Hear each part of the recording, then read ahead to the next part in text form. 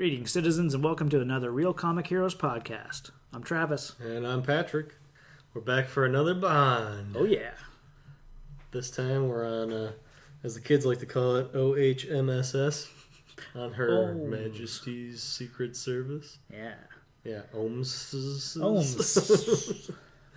I'm glad they didn't try and turn that theme song, into a like Goldfinger type. Literal. Yeah. On her Majesty's Secret Service. Yeah. Doing service for Her Majesty. Damn. Take that, Bond. You're welcome. You should go back in time and lay that down on wax. Yeah. Fat stacks on wax. What was it, the Wolfman Jack? Is that? Yeah. Oh, yeah. Sounds like the Kool-Aid Man. Wow. I just watched Stand By Me, so I apologize. Oh, okay. And I don't know if it's him, but it's a guy that sounds like him. Like, sure. Oh, yeah. Fat stacks on wax. Blah, blah. Okay, yeah, I remember that. Lollipop, lollipop, lollipop, lollipop. Boom, boom. Damn. Yeah, I am a man of many talents. Little jingle guy. So, back to Stand By Me, Bond edition. Stand by cast. They go to find a body in the woods, but Bond's older brother's being a real douche, played by Kiefer Sutherland. What was his name? Didn't he have a buddy named Eyeballs or something? Yeah, Eyeball. Yeah, it was. I don't know. We're getting into Stand By Me podcast, so let's veer back onto Bond. All right, fine. This happens when I watch a movie right after I watch this movie. Yeah. So, yeah. Okay, so we got a synopsis on this fantastic movie of Bond's. Yeah. James Bond woos a mob boss's daughter and goes undercover to uncover the true reason for Blofeld's allergy research in the Swiss Alps that involves beautiful women from around the world. Oh, he's going under the cover, all right. Under the covers. What? Especially when he gets to the Alps. Yeah. All right, so let's just dive right into it. The first thing I wrote down, radioactive lint. Yes, so that they could track Bond. I was like, what? I mean... Man, the gadgets have gotten lame. Yeah. Lint? Are you kidding me? Yeah. I mean, clever, granted, but... It's kind of cool, but it's not a gadget because it's not like a tech gadget, but it's... It's so weird. I was just weird. like, did I just hear radioactive lint? Yeah, I kind of chalk that up to just, Q speaking gibberish because they open the movie on M, Moneypenny, and Q all kind of like, where's Bond? I don't know, and then we get some quick edits as our new Bond is driving kind of up the... I think they're in Portugal, I think really? Is where they are. Yes, driving up and down the coast kind of thing. Yeah, I just remember him getting passed. Yeah. And I was like, Bond doesn't get passed. What's going on? They do that in GoldenEye when Famke Janssen passes him. But he fought back a little bit, I thought. Yeah. This Bond is just out on a Sunday drive. Right, yeah. She completely blows past him and then drives to the beach where she... some lady we don't know. She's I thought she was just weird. I was like... She's trying to have Jaws killer. What's going on? Yeah, and I say that because you're wearing the T-shirt, right? But she just walks into the water. Yeah, I was like, "What the hell's going on?" Right off the bat, right. It was weird. Yeah, Bond's kind of watching her. He's not sure who she is, or maybe he does, but I get the impression he doesn't know who she is. I don't think he does. Yeah, so she gets out of her car, goes into the water, and it looks like she's trying to kill herself, which. I guess you could just walk into the water to drown yourself, but she kind of had that far away look where she was way out of it. I thought she was under some kind of trance or drugs or something. She's very out of it.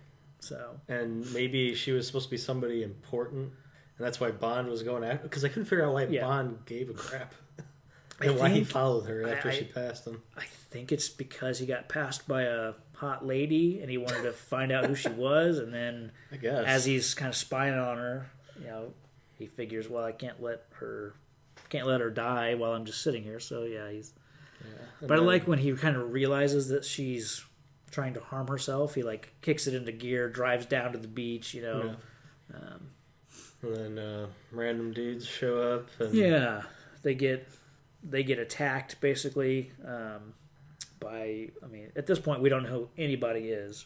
Yeah, we figure out later that it's her father's sort of goons. Yeah, henchmen, goons. Yeah, but they don't act like it. Like they make it look like they're out to do her harm as well. So it's convincing when Bond is like fighting them off, like he needs to protect himself and her. So and that first fight scene threw me because I was like, did Bond get superpowers? Because it seemed like he was tossing dudes a mile away and like. It just seemed off. It's a weird fight scene because it was very. They sped up the camera a lot to, for the action. I know they've done that in the past. But it's pretty bad there. Yeah, well, throughout the movie you see it. Yeah, unfortunately. Yeah, I noted that it felt like that fight needed bam pow, sound like effects like the Batman, because it was just very like theatrical fighting. Yeah, and a lot of people exaggerating. Right. And then another thing that threw me off about this movie at the beginning was when he broke the third wall. Yeah. This never happened to the other fella. That was just so weird. I was like, what are we in store for? I think... I get it. It's kind of it's a new Bond, so they gotta address that it's someone else, but... I thought it was just weird. Yeah, it was an odd choice. Yeah, it doesn't fit, the Bond movie so far to break the third wall and completely do a knowing wink to the camera.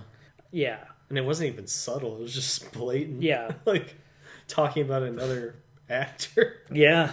The other Bond, yeah. It's a weird choice. And in the movie continuity, he's supposed to be the same Bond because throughout the credits we get this weird montage of the other movies without him. You got scenes of Honey Rider from Dr. No and I think Pussy Galore, and just pretty much all the other Bond women and some of the villains, I think. Yeah. And, so just a weird montage of other Bond movies except for the scenes of Bond. Yeah.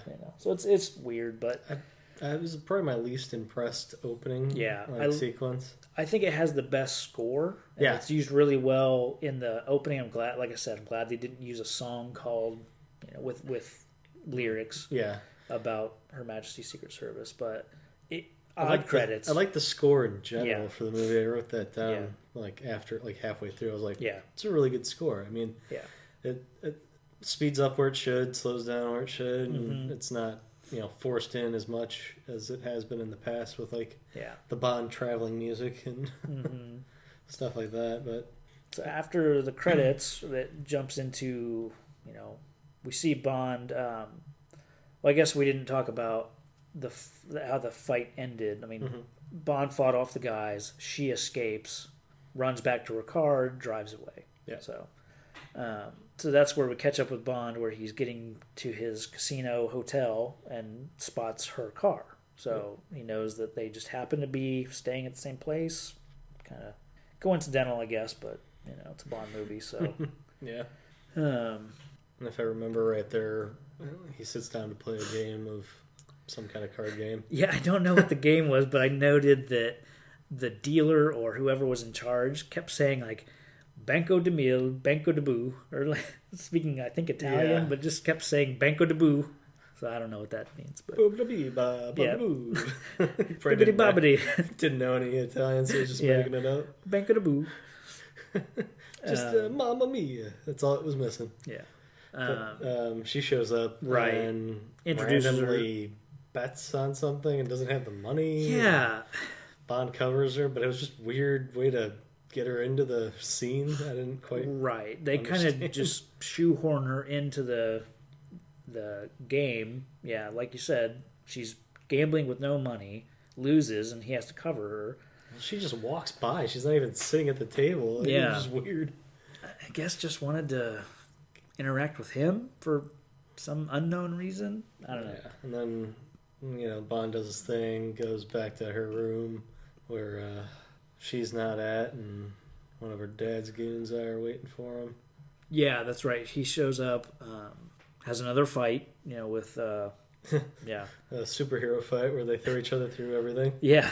And finally beats the guy and goes back to his room, and she's waiting there in the dark with a gun that he left on the couch or something. Yeah. And which didn't seem like very Bond. Like, no. Usually he knows when somebody's in his room. Like a hair across the door. Right. Yeah, you don't get any of the Bond like using his spy skills, on the hotel room.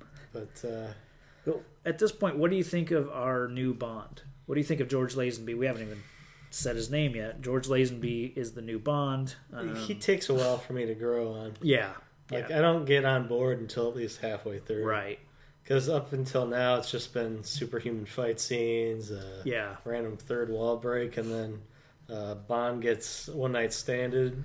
And I feel like the casino scene is really just to... I think they want to show George Lazenby doing similar things that Sean Connery has done. Yeah. Showing up at a casino or hotel, playing a card game, just so that the audience can be shown, that, hey, this is the new Bond. I don't know. It seems forced. Yeah. I liked. I didn't feel like the movie kicked off until he got somewhat captured and taken to, was it Draco or Drago? Yeah. Once, Bond has his second fight with these goons. They take him to Drago. Yeah, it is Drago. Drago. Or no, it's... I thought it was Draco or Draco or... No, it is Drago. I think I just wrote it poorly. I think... I know Draco's from Harry Potter. Yeah, and Drago, I'm thinking Ivan Drago from Rocky, but it is the same. Yeah. Yeah. So I do like when Bond comes into Drago's office and just, throws a knife at the calendar. It's kind of a cool, cool move. Like, he drops down on one knee, throws the knife. It's kind of cool. I like the petulant Bond before that, where he throws the gate back at the guys that took him. Like, they're going through a doorway into the office, and he throws the gate back. Like, just little jabs at, hey, I'm not going to go quietly, or, And then Drago and Bond tend to have a creepy conversation about his daughter and dominating her. Yeah. It's so creepy. And it's there's one of those moments of like when Drago's introduced of like who knows whom better. Drago starts dropping little tidbits that he knows about Bond, and Bond does the same, where he knows about Drago. So it's kind of not quite a dick measuring contest, but it's kind of a, well, I know who you are really, and I know who you are. Yeah, and I think he mentions that he's the largest crime syndicate, and he goes, no, that's actually SPECTRE. Right, so this guy is a crime boss. Not quite at the level of SPECTRE, or not... I don't think he's evil. Boss. Yeah, he's your fun-loving crime boss, kingpin. I'm sure in a back room he's got somebody that they're breaking kneecaps, but on the surface he's just a good old, He strikes me as the kind of... crime boss like in The Godfather, where he does what he has to do but doesn't necessarily enjoy it. Yeah, he's the businessman crime boss, So and then at this point though, it's very unclear why we're supposed to care about Tracy. We haven't really said her name yet. The girl in the ocean that tries to off herself. Why do we care about Tracy? Why do we meet Drago? There's not a lot of information. But then Drago kind of hints that he wants Tracy to be tamed, like she's dominated. Yeah, she needs to be dominated, and what she needs is a man to dominate her, to make love to her enough to make her love him. A man like you. She needs a man like Bond, and he wants Bond to dominate and basically make love to her, and so is okay with the fact that they've already hooked up, and is willing to pay. No, Bond. it's fine. Yeah, wants to pay Bond £1 million pounds. Yeah, which to is marry like $10 his daughter. in America. Yeah, that's fine. So it's kind of like, is this a theme of the movie, that this woman can't have her own independence, that she needs some guy to, whether it's her father or if it's Bond, they feel that, or Drago feels that she has to be controlled because she's just a wild kid. A bizarre character because she's both strong and insanely dependent at the same time upon her father and Bond. Like, she could be a strong character, but she needs somebody else to be strong with, it seems like. Yeah. Like, she seems almost like a fragile, like mentally fragile. Mm-hmm. And it's sort of brought up that, you know, there's something off about her, kind of. Yeah. And I think Drago needs Bond to sort of be a guidance in her life so she doesn't go off the deep end and try to off herself in the ocean again. Right. I think he's... And I don't know if he should have said the word dominate her, but it should have been, you know, like to watch over her. Yeah. Because that's more of the relationship that I felt they had, is that she needed somebody to watch over and vice versa. She needed somebody to watch her. Kind of needs a guardian, yeah. Because, I mean, she's actually helpful later in the movie. Very.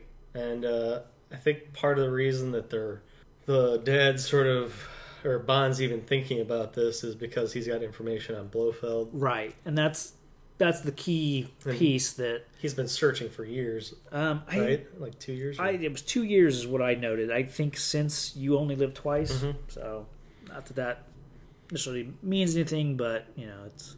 Because M sort of brings that up. You've had 2 years, it's over. Right.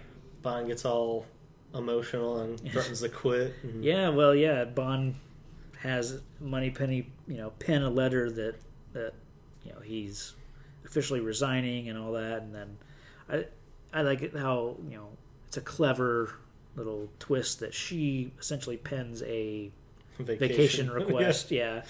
But I do like that M knew what was going on. M knew that he was wanted to resign, and then says, you know, what would I do without you, Moneypenny? Yeah, showed that she's sort of like the den mother. Right. Like, she keeps the boys from, you know, getting into one of those measuring contests. Right, exactly. Before. But I didn't really like how handsy Bond was with Moneypenny. He comes in, did he pat her on the butt? Maybe. I know he did the hat toss again. Did the hat toss, and then I think kisses her. Yeah, they were a little closer, and you saw her being more vulnerable with him. Right. Especially towards the end. Yeah. Yeah. Where it's brutal. Yeah.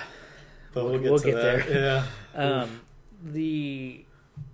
So Bond essentially resigns, then goes to his office and starts packing up memories from the previous movies, which the opening credits were kind of in your face enough. This is even worse because they start playing the music, the underneath the mango tree, as they show, you know, a little clip of Honey Rider, and as he's like holding, I think her knife from his desk. Like he keeps little trinkets in his desk. The watch, you know, Garrote watch from Mush with Love, and then what else was it? Something from Goldfinger. I don't remember. It was the gold body of the girl. Yeah, her dead corpse. Bond's really complicated. Norman Bates. Yeah. So I mean, that's just a kind of a cheesy nod to the previous. They want to make sure audiences. This is the same guy, right? Yeah. Even though apparently there's another fella, so it's like, do you want it to be the same guy, or do you want it to be cheeky and like, people to know it's not the same guy? So it's kind of weird. And then Bond sort of goes off now on his vacation. Yeah. And goes 2 weeks vacation. Are they in Spain or Portugal or I don't know, somewhere where there's bullfights? I think it's Spain. Okay. I don't know if they say exactly where. I didn't really bother to look it up. Yeah. I just remember there's like the bullfight arena where he meets, or where Tracy meets her dad for his birthday, and Bond's there, and awkward. Yeah, a little bit awkward. And then one thing I thought is the bullfighting kind of symbolism for her being controlled? Is she essentially the bull that needs to be tamed? And that's a good point. I don't know if it's intentional, but that's what I picked up on. Yeah, I can see that. Yeah. Because Bond does sort of, in a way, distract her craziness, for lack of a better word, by his presence. Like, she pays attention to him. Yeah. Like, in that painfully long walk montage they have. Yeah. Or she, in that long period of time, falls madly in love with him. Yeah, there is a weird, like, I don't know if it's part of this, how much time during Bond's 2-week vacation this is taking up. But there's a long montage of them essentially falling in love. Yeah. This movie kind of turns into a love story. Because at this point hasn't been any action or fighting since the Bond coming into her bedroom, the little fight with them. So there's a lot of them shopping together, taking walks, and just very much like you can tell these two are falling in love. So it's kind of something we haven't had with a Bond movie yet. Yeah, he's been, Connery was with a lot of women, but never was with anyone long enough. Well, I still didn't think he was fully on board. I thought she just... And that's what she says in the limo with her father, that, she's in love and he might be there or might be getting close. Yeah, I didn't feel like it was really a possibility until later in the movie. Right. In the snow scenes. And somewhere in there we get... Drago finds or has a connection between Blofeld and some lawyer. A lawyer, Gumbold, who is based in Bern. And it's kind of get some spy work. Yeah, we get a nice little... I like the Bond doesn't infiltrate really, but kind of does. He shows up to this lawyer's office as he's leaving for lunch, breaks in, and then I like Drago's, one of his companies is like a construction company that happens to be across the street from this lawyer's office, and they send up a little care package for Bond once he gets up to Gumbold's office. Yeah, that crane was pretty sweet. Yeah, and I like the guy. Like when you first see him, you think, is this guy good or bad? Good guy, bad guy? Yeah, and I think it's also kind of vague. Is this guy an MI6 guy or is he Drago's guy? But I assumed he was Drago's guy because Bond's on vacation. Right. Yeah. I think he's still on vacation at this point. Yeah. Bond, the blonde curly-haired guy of Drago's sends up this little care package, like I said. It's not so little. Not so little. And has a giant safe-cracking device / photocopier. Yeah. Well, that's what I wrote down at first. I'm like, the previous safecracker was a lot smaller. It was like a hockey puck. Yeah. And it went like so quick. You're right. And it was supposed to be like a Japanese businessman's / number SPECTRE agent's safe. Yeah. So it should have been pretty tough safe. This lawyer needs a Buick-sized safecracker / photo fax machine. At least the photocopy thing made me think, okay, this is why it's so big, is because it's also a photocopier. Yeah. But it also took a lot longer to crack the safe than it did in the previous Bond safe cracking. It's one of those that, I guess this copier / safecracker has other uses, like because it's specifically for breaking into a safe that is holding documents. So. It's just one of those, like, when else is this going to be used, Before we get too far, I was just looking at the cast list, and it is Draco. I think it's pronounced Draco, spelled Draco, like Draco from Harry Potter. That's why I had it that way then. Yeah, we've been saying Drago, and I just didn't feel quite right. But yeah, according to IMDb, it is Draco. Anyways, he's in the lawyer's office. He finds the paperwork, gets it copied. You're going where I think you're going. Okay. And Bond has some downtime. So what else do? You grab the nearest newspaper, which happens to contain Playboy.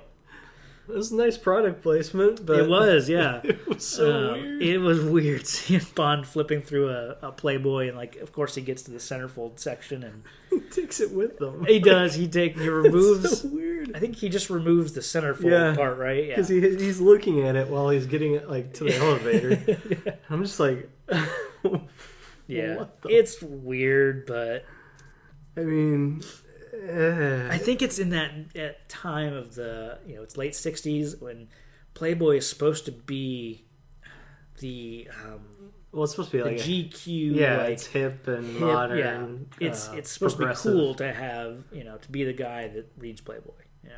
Reads. Well, I mean, I don't know if you've been following the news. I don't want to date ourselves too much, but as of like last 2 weeks, Playboy decided to go non-nude, which is kind of a big deal. But yeah, I mean, I guess other things they have gone that way, and their website apparently went non-nude, and they've got more traffic than they ever. Because they have been known for good interviews, right? But a lot of stories have been written in Playboy. A lot of Hunter S. Thompson, big chapter stories. Like stories you wouldn't think would be in a magazine with nudity. But that's kind of cool. It's So at this point Bond has got whatever documents he needed and kind of happened to get exactly what he was looking for, and he needed some kind of connection between this lawyer and Blofeld, and what he found was a document from a heraldry company or heraldry organization that was looking into a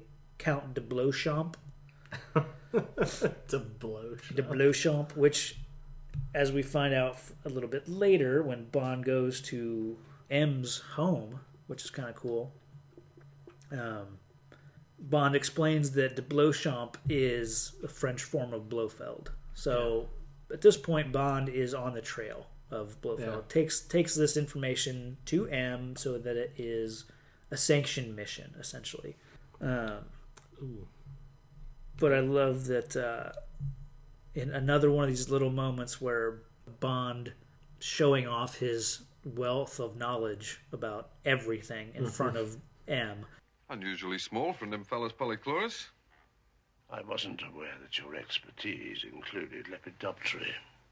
A couple movies ago he did it about brandy, and this one it's about Lepidoptera, or the study of butterflies. So, and he had the whole sake thing with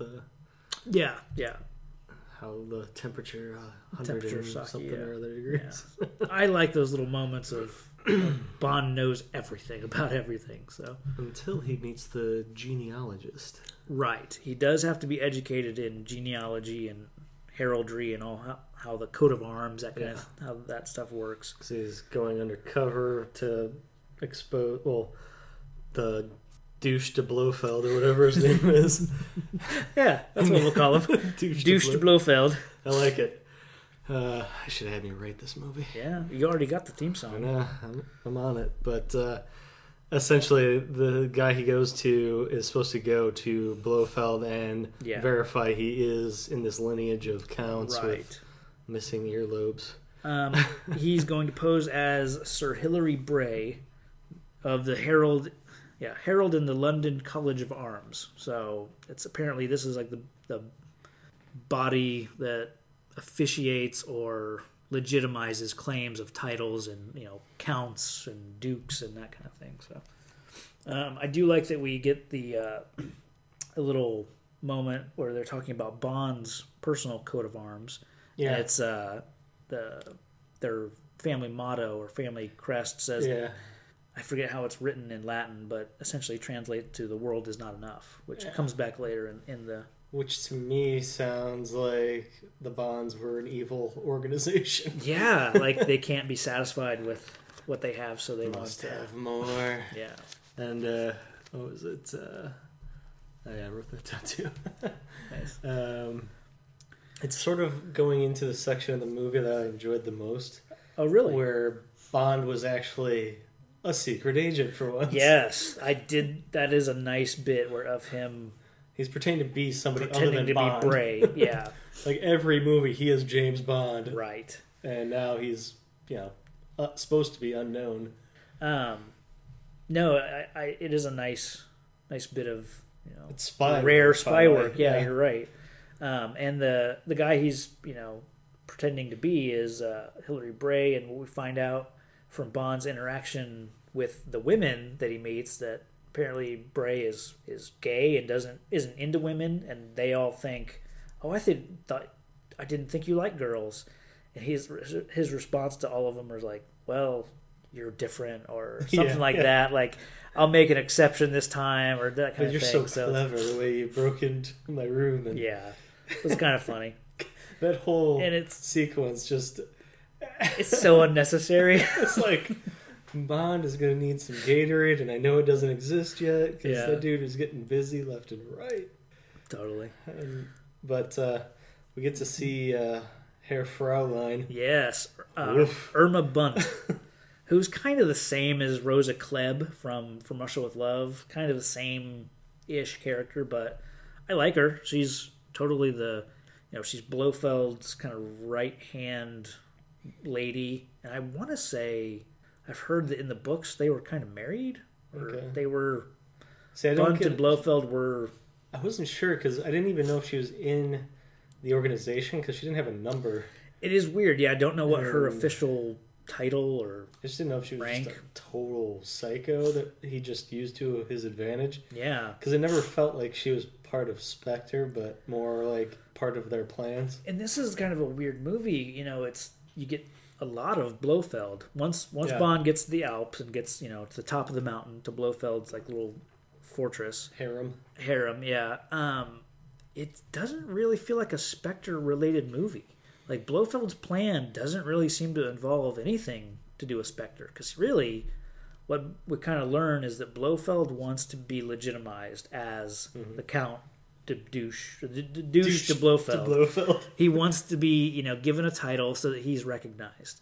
And that doesn't seem like a Spectre-sanctioned, mission. No. It's a personal scheme, essentially. See, I didn't know if he was trying to get a better front so that he'd be, seen as this distinguished person. Yeah. And it would give him more access to do more evil or something. Could be, because later on his ransom note essentially says, once I'm recognized as Count, then I'll be, like, I'll have amnesty, that kind of thing. Like, I'll be... kind of like diplomatic immunity. Yeah, that's what I was looking for. From, was it Die Hard or Lethal Weapon? Lethal Weapon, yeah. But So where are we at? So by this time they get to the mountain, they get to the Alps. Awesome shots. Yeah, a lot of great camera work. And you can kind of tell, like, the place that they go to was it's called Piz Gloria or something like that, but it was built for like a restaurant / sports club kind of thing. Okay. Yeah, I heard him call it a sports club. The lab that he had at the top was a former sports club. Yeah. And then Bond is being trailed by his little blonde curly-haired friend from the construction site that was operating the crane. Just kind of, I guess, keeping tabs on him, making sure he's okay.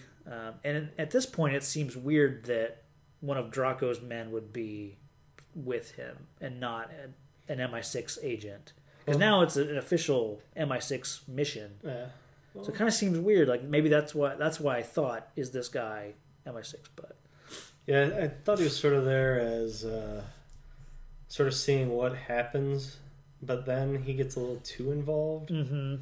Which leads it more to the MI6. He keeps pressing his luck and trying to get to the top of the mountain to keep tabs on Bond, or make sure he's got his back. But that doesn't end too well. Nope. He has his. He basically tries to, like, walk through the do not enter door, and then the henchmen who are odd. I don't know if they're eunuchs or something. But because they're around all the women. Yeah. And, like, the girls even say, you're not like those guys. Yeah. And the dudes in the lair on the top of the mountain are very robotic. Yeah, like, very... they're very disposable typical characters. Henchmen, very and quiet. They're just angry, so that makes me think they lost their testicles in some experiment with douche de Blofeld. We've got the kind of the head of security, who's like Grunther. He gets some speaking lines, but he's kind of the henchman of the movie if you don't count Irma Bunt, Yeah, he's sort of like that. Who's that guy that was throwing he gets killed by falling into the piranha pit in the previous Bond. Hans, yeah. He sort of reminds me of that guy, where he's like the goon that just sort of just stands around and forces with his presence. Yeah. Let's see. Oh, Bunt introduces Bond Bray to all the women. We haven't really talked about them. That they are all these different women from, all over the world, and they all kind of have like allergies that are kind of specific to. I don't know if it's specific to their nationality or anything, but the British. She's allergic to potatoes. No, she was allergic to chicken. Oh yeah, the blonde-haired girl.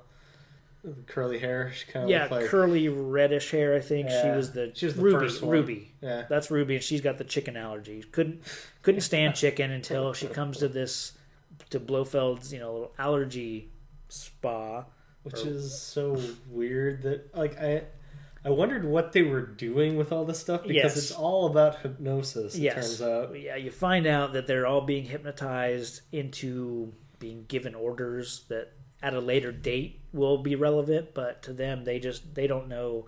They think they're being hypnotized, I think, into enjoying chicken or freeing themselves of their allergies. And it works. So that's why they stay. But it's this weird dinner scene where Ruby's just mowing down on chicken. Mm-hmm. This where is she from? The one that's eating the banana.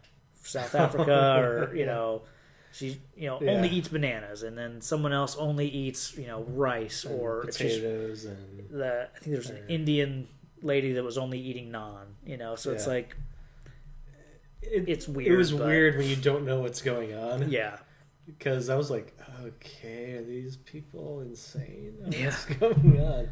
There's kind of a cool scene where Bond has to really show off his portrayal of Bray, where he has to fill in the ladies on everything he knows about heraldry and genealogy and all that stuff, and he's telling them about some coat of arms have big gold balls, and his happens to have 4, I think. So it's just a weird and they want to see his coat of arms. Which is code for little Bond. An excuse to show up to his room later. Oh, Ruby writes her room number on his inner thigh. Because we didn't even talk about him wearing the kilt. Well, of course. Bond is wearing a kilt, like a dress kilt, even. It's got the full cravat, puffy shirt. Oh yeah, he's got the Seinfeld shirt on. Yeah, and it's kind of what they take a lot of Austin Powers outfit a little bit from that without the kilt. I just kept hearing Seinfeld. Yeah. I don't want to be a pirate. I love that. But so he wore frilly shirts throughout the movie, though. Even when he was in his suit, he had the weird frilly... Yeah. And I think he's supposed to be kind of a little bit flamboyant in the character of Bray. Well, I mean, even before he took on that. Oh. When he was... Yeah, you're right. Even in the ocean, Yeah, and it must be just the time, just fashion of the time of that time. But I remember seeing that. I'm like, Bond doesn't wear a fluffy shirt. Yeah, that's a blouse. It's a different. Yeah, it's a different Bond. How dare you, sir? Where are we at? We had the scene where she writes her number on his thigh, and he gets a little. He says a line, something about a bit stiff. Is anything the matter, Sir Hilary? Just a slight stiffness coming on in the shoulder. Due to the altitude, no doubt. Yeah. I mean, just completely making a boner joke, She asked Bond how, because he reacts, and she's like, just feeling a bit stiffness or something. Yeah. And I was like, okay, that's Austin Powers-ish. A little bit, but it's not something it wouldn't be out of the realm of possibility of Connery saying that line either. So it's in character. It fits in, but it was just too on the nose, I think. I don't know. Yeah. Something I kind of noted I could fit this in anywhere in the movie, but this is not a movie that I can imagine Connery doing. I can't imagine him in the love scene montage. The fight scenes, that's totally fine. That's just Bond, But I can't imagine him pretending to be Hilary Bray, or him, I couldn't see him towards the end of the movie either. No. So it's interesting that the movie... Well, we'll get into how the movie was received later. But so at this point, Bond and Blofeld meet. Or is that after... There's a point where he meets and gives Bond a bunch of paperwork to look over. And he does take it back to his room, I believe after dinner or before dinner. Yeah. I think Bond and Blofeld meet after dinner before Bond sneaks out to go visit Ruby. Yeah. Right? Yeah. Good evening, Sir Hilary. Good evening. Balthazar, Count de Blofeld. Finally you've got this Bond and this Blofeld meeting, two completely new actors to the roles. So here's my problem. Yeah, I think I had the same problem. Blofeld should know instantly that this is James Bond. He's not disguised his face, really. Because in Blofeld's eyes, this James Bond should look exactly the same as he has in the previous movies, right? But they don't play it that way. They play it that neither of them... Well, Bond knows. Bond knows that this is Blofeld, even though he looks completely different. Yeah. And... It's a weird thing because you've got an actor, Telly Savalas, who plays Blofeld in this movie, doesn't have the eye scar, doesn't have the mannerisms, doesn't speak like Donald Pleasance did in the previous movie, completely plays it as a different character. Yeah, he's not as simpering as the original. Right. He's a tough guy. Yeah. It's interesting watching this movie, and did you ever watch the Superman cartoon that came out around the time as Batman the Animated Series? No. Okay. Well, this is, after watching On Her Majesty's, I know exactly why they made Lex Luthor the way they did in that cartoon, because they modeled Lex Luthor completely after this Blofeld. I can see that. Yeah. Blofeld is Lex Luthor. Yeah. Whoa, so he kills Bond and his next objective is Superman. That's right.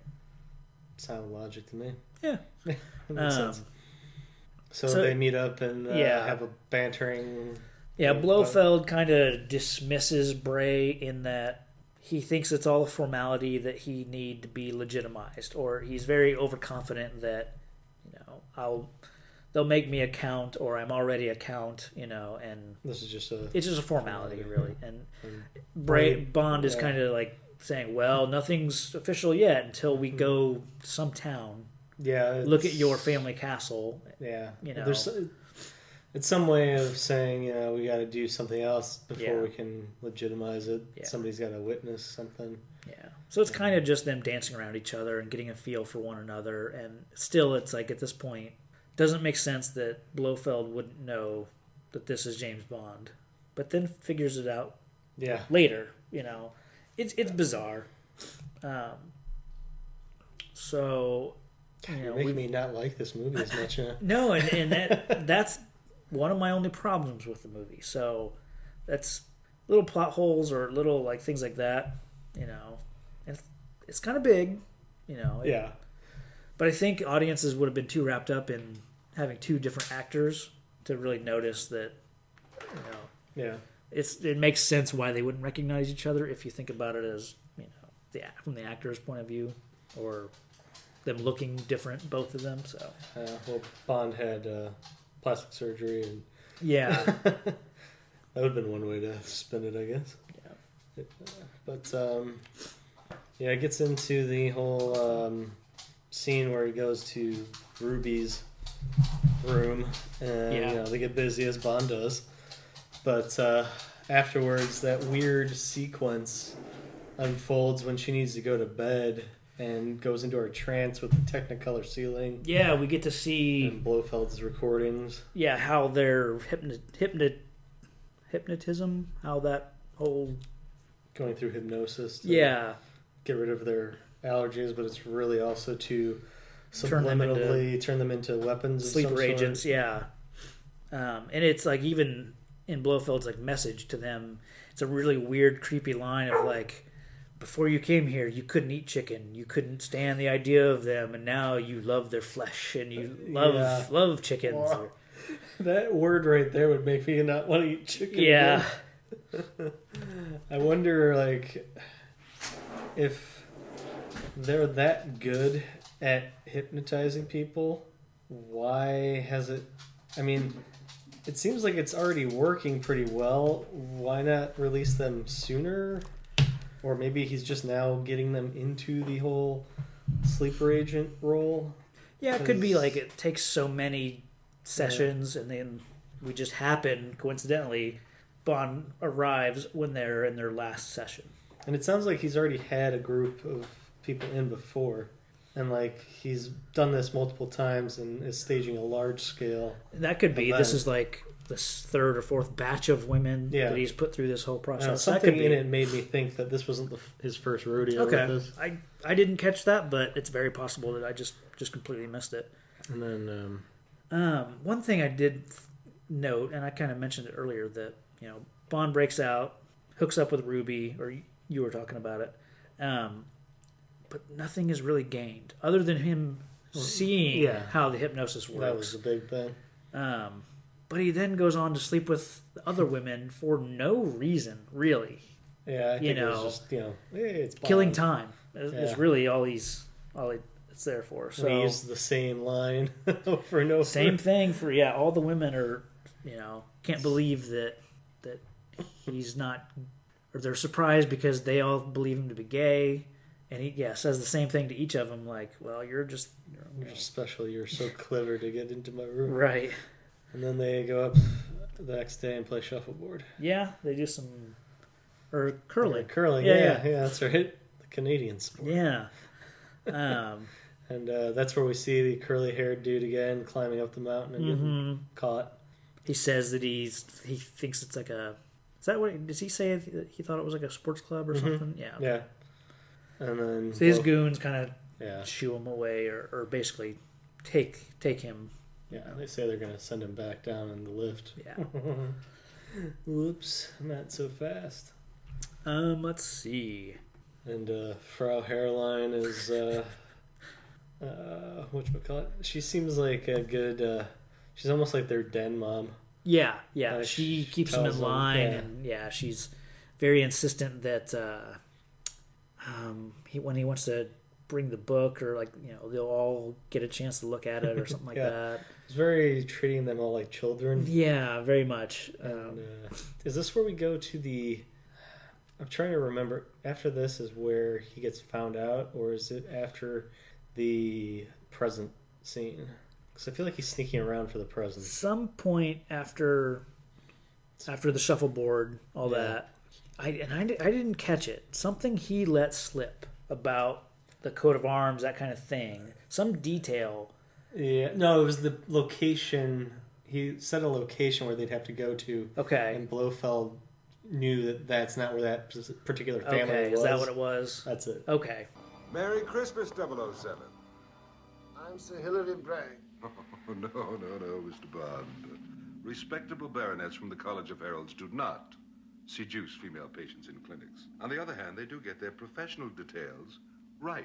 The Blofeld tombs are not in the Augsburg Cathedral, as you said, but in the St. Anna Kirche. Sir Hilary Bray would have known. So like, there was a giveaway. Person would have known. Okay. Yeah. So there was a giveaway that, even though Blofeld should already know that this is Bond, it essentially gives up his cover. And if I'm not mistaken, he takes a different drink at some point instead of a shaken not stirred martini or whatever the hell it is he drinks.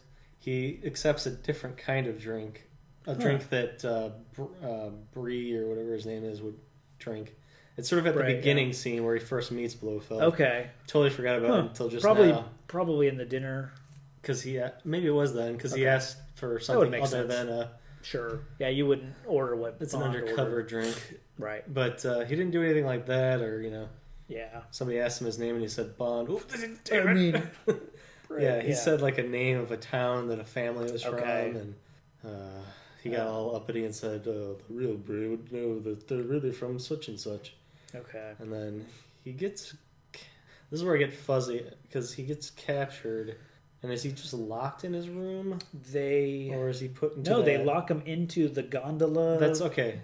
Like equipment room or like the gear room. I thought there was a scene where he sees them opening their presents like right around when they get knocked out. And I think that's after he gets out of the. I think it's a gondola, right? Is it after that? Okay, I thought he went straight into the ski chase. I think he escapes that room, goes up to where the women are, where they're getting their presents, kind of snoops on them, and then at that point is he knocks a guy out, puts on his like jumpsuit, gets the skis, and then starts to escape, and then gets spotted, and then turns into this big chase where Blofeld leads the chase or is part of the chase on skis, and it's awesome. It's awesome. Yeah.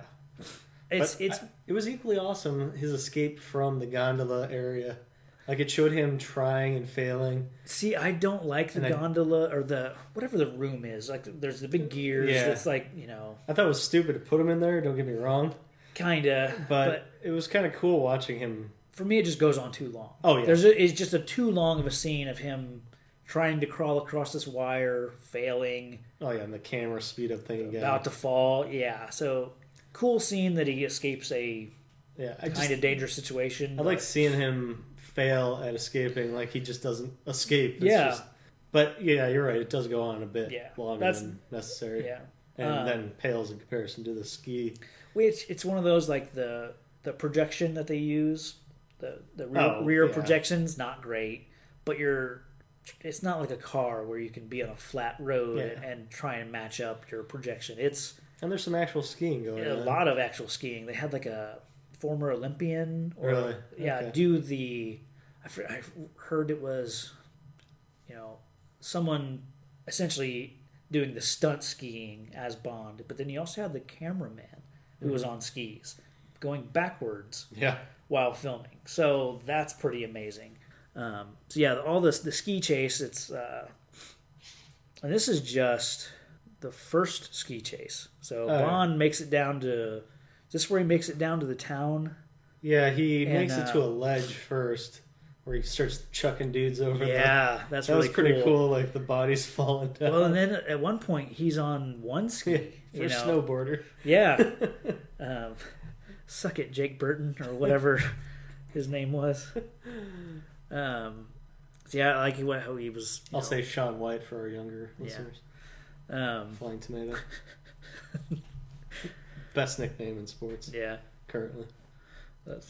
But yeah, that was the first time I've seen Bond like just killing dudes. Like taking dudes out. Like someone would kind of jump through the air and he'd like swing one of his skis at him, hit him, and then they'd go sailing down a cliff. Like it was pretty badass. And they had one little fight scene by it where they struggled who was going to get thrown over. But and then he scoots back off and gets into the town and where he meets up with Tracy, who randomly, I'm guessing she knew he was there because it's curly haired dude. Well, I think because that guy didn't check in, so Draco, he didn't hear anything from his guy, and they were all getting kind of concerned. So she shows up. Kind of, you'd think Draco would show up or send another guy, but of course she can't be contained, and she's strong-willed. Right. So Tracy goes to the nearby town where they meet up. And this is... Oh, that's right, because she has her car nearby. And then they get into this, like, little race, on ice, The derby race that goes on. Yeah. Yeah, that was a bit odd. Kind of odd, but... It's fun. Kind of cool, yeah. I just was like, what? Because at the same time, Irma Bunt and Gunther and some other goons are trailing them in Blofeld's car, and there's a lot of chasing in this last half of the or last quarter of the movie. Yeah, but it's pretty exciting. It's well done, I thought. Oh, they had a fight in the bell shed this shed full of bells. Oh in the city, and it was just so freaking loud. Yeah, I forgot about that. Yeah, holy hell, you guys are loud. There's one great moment when Bond, before he meets Tracy, when he's running from Blofeld's guys and runs into like a bear costume or like maybe it's like a mounted and stuff polar bear, and there's a great flash on Lazenby's face when he looks terrified. Yes. He looks legitimately scared, and it's interesting. Like you don't tend to get a lot of that vulnerability in Bond where he looks actually scared for his life. So it's really well done. It's kind of like the chase scene from Thunderball when Bond's running through that parade. Oh yeah, where it's like really hectic and really like that's how it was. Well shot. The fireworks going off in this movie. Yeah, and they're running through the crowd to get to the car. Yeah, he gets to a phone booth and they shoot, and he jumps back in the car. And at some point they get the chasing car to sort of flip on its side in the race. Yeah, kind of one of those like, how did it flip over? But it did. No. And then like it immediately explodes. Oh yeah, of course. But after they get out, actually it's like the car blows up, and then you see Irma Bunt crawl out. Yeah, like it's right. weird. You think that's how she dies, but she crawls out of it. So, and maybe Gunther as well. I think he's still in it later on. And then they get to like a farmhouse area. Yeah, the snow's coming down so heavy, so they're basically just pull into this barn farmhouse kind of thing, and literally roll in the hay. Yeah, but they do. It's not as bad as Goldfinger because there's not that rolling in the hay music of like whatever they. I do like how he puts her up into the cot and then he kicks the cot down and it's like, just kidding. Let's do this. See, I don't know. It's interesting because at first he because he loves her, isn't going to have sex with her. So it's a weird, now that Bond is in love, he abstains from just casually having sex with her. But then, there's that weird thing where he kicks the thing out and she rolls onto him. And so I don't know if they... And then one of my more baffling sequences begins because they wake up in the morning and Blofeld's there on skis. Did he ski through the night? Well, they probably just picked up the trail later, I guess. Because it was a huge snowstorm, apparently. Yeah. And I don't know how far they drove. Yeah. But it just seemed odd that they were still on their skis. Yeah. It threw me. I was like, they ski through the night and through the storm? Right. Because it's not like any of them had a car. You'd think you'd get a car. And I don't know. Maybe that it was weird to me. Maybe that terrain is just easier... On skis because you can just there's no hopefully it's all you don't have to worry about roads where they're going they don't need roads Okay, Doc. Marty. Roads where we're going, we don't need roads. That's right. Wish I could do a Michael J. Fox, but it always sounds like a kid going through puberty. Right. Jeez, Doc. Become some kind of assholes. Yeah. Do our kids become assholes?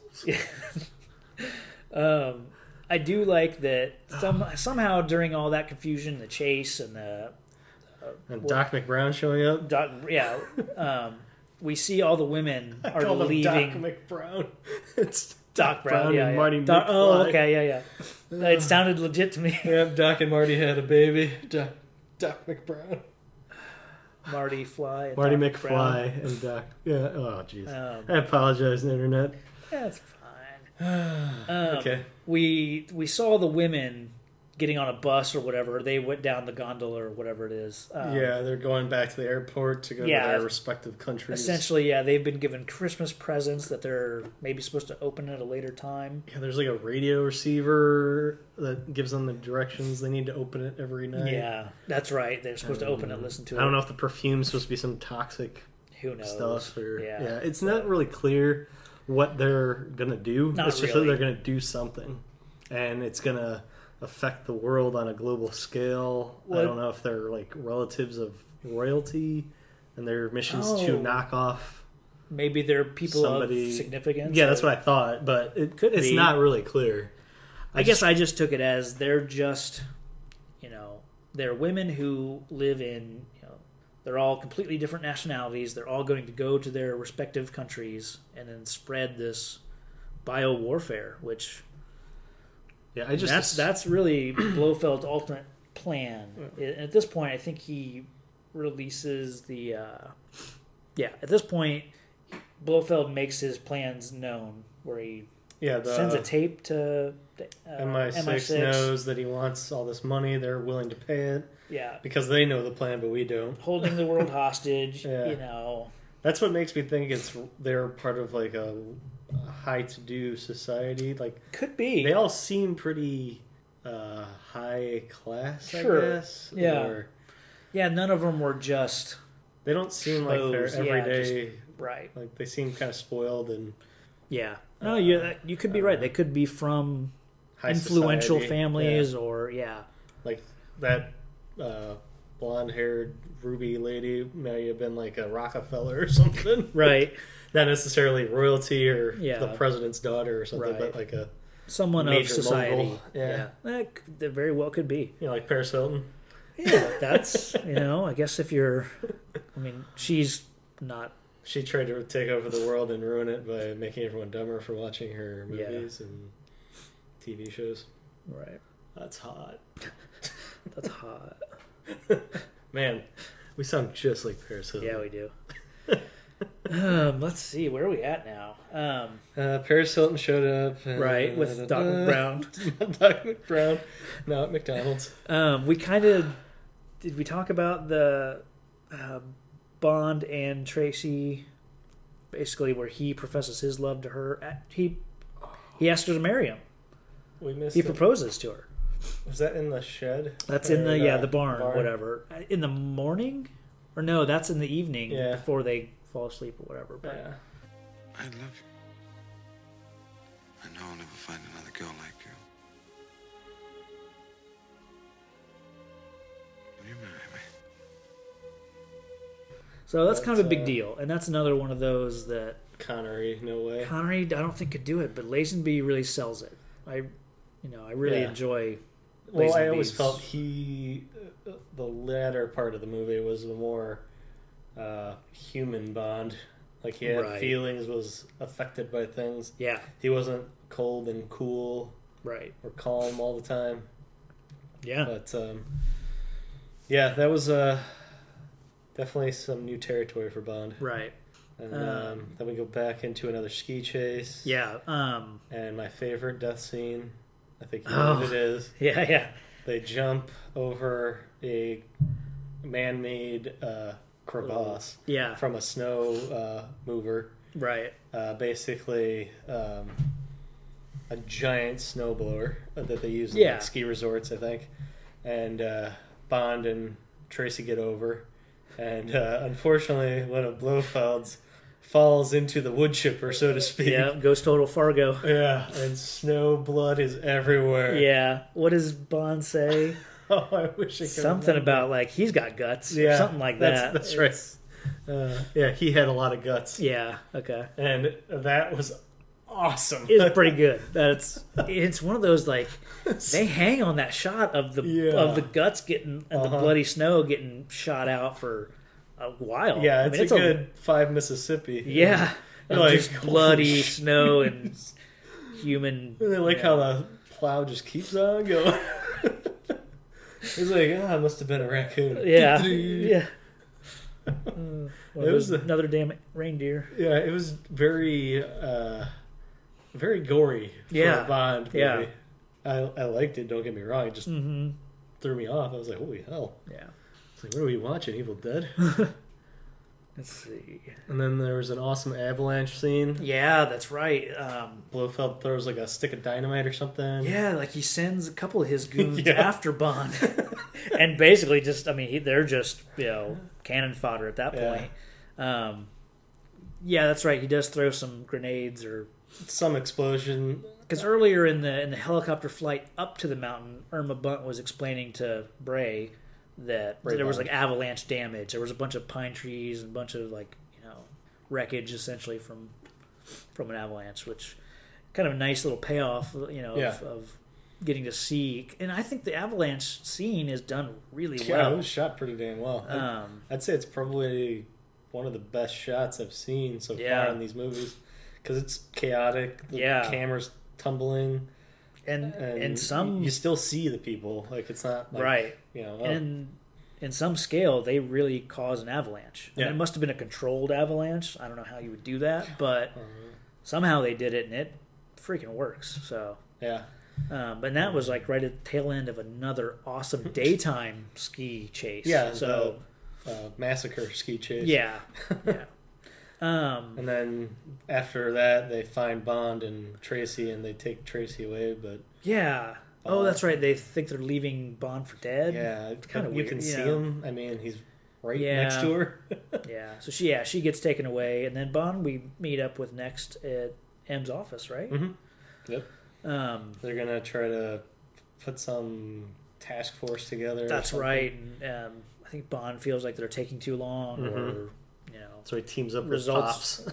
Teams up with Draco, and it's it's different than some of the previous movies where we have like a army versus MI6 army versus a Spectre army, because it's really just a bunch of Dracos, like criminal, It's similar to the ninja fight. Kind of. Because it's not MI6, it's, MI6 Japan. Yeah. But yeah, he's actually using a bad guy. Yeah. Essentially. He's gone rogue again. He's teaming up with... But it gets weird later, too. But he teams up with another underworld crime boss and his goons to take down a bigger worldwide... Yeah, they're going after Blofeld's, fortress, essentially, and they... Spectre-ish. I don't know if it's really Spectre, as we were discussing earlier. But yeah, they go and try to... Blofeld's got the advantage. He's got the higher ground, but they have even higher ground from the helicopters. Yeah, and the thing that gives them away is because, no helicopters are supposed to... Yeah. No, or it's a no-fly zone kind of thing. Yeah. They say that they're... Red Cross or something. Red Cross, yeah, they're delivering medical supplies, that kind of thing. Yeah. And then obviously they're the secret's out. Like they give something up or they're flying too close, so it kind of tips off Blofeld. Yeah. He hits the panic button kind of thing, and everyone like starts to gear up for battle essentially. Yeah. And meanwhile, Tracy's getting hit on by Count Douche to Blofeld. Douche to Blofeld. And she has a weird moment of. She knows her father's voice. That's what it is. She hears her father on the radio, and then she puts the moves on Blofeld. Just distracts him. Yeah, kind of feminine. Essentially says okay, I'll go along with you. Hey, sounds better than what I'm. Sounds better than what James Bond was offering. So yeah, I'll go with you. So yeah, it does distract him. And she's pretty good in the siege. She busts that bottle and starts going to town. Yeah, she took on Gunther and then killed him with the spikes that were on the wall for the only reason that they would be on the wall for running someone through. What is it? That artwork made me think of WWF wrestling tag team from the 80s, Legion of Doom. Oh, yeah. Nice. Those metallic spikes. Oh, yeah. Sounds like Legion of Doom, tag team death. Good job, Tracy. Nice. But she held her own, and it was a nice little fight scene with her, and it's probably a better fight scene than Bond had with the guys in the beach earlier. And does Bond have any other big fight scenes? He fights that dude in the room. Yeah. And then nothing of note that I can think of. So she has chase. Yeah. So I think she has the better fight scene in the movie. I don't think he's in another fight the rest of the movie. I don't think so. Because everything else is just a chase. Well, with Blofeld. Oh well, yeah, but that's like a combination different. Chase slash bobsled slash. Yeah. Let's see.